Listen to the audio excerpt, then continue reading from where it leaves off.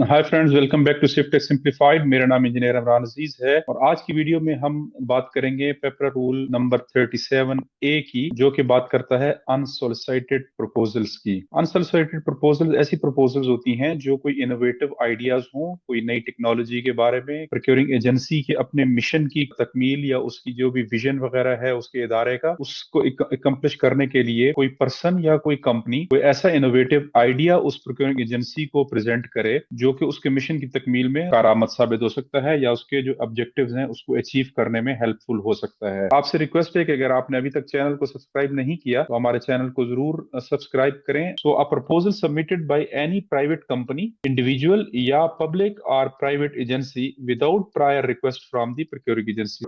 सब clause 1 and unsolicited proposal received by the procuring agency from any individual or agency, private or public, consistent with the mission of the procuring agency shall be assessed by the assessment committee consisting of at least 3 technical experts to be notified by the procuring agency. The assessment committee shall ascertain the viability of the proposal. If the proposal is found viable, the procuring agency shall advertise the proposal for open competition without disclosing the name of initiator of unsolicited proposal. Conduct pre-qualification process, exempt the initiator of the unsolicited proposal from the pre-qualification process. Award 5% additional weightage to the proponent in the combined evaluation of his proposal. So जो उसकी technical और financial का जो combined score होगा उसमें ultimately आप 5% मजीद add करेंगे. If no other bidder in response to the advertisement submits bid, the procuring agency may award the contract to initiator of the proposal. Case of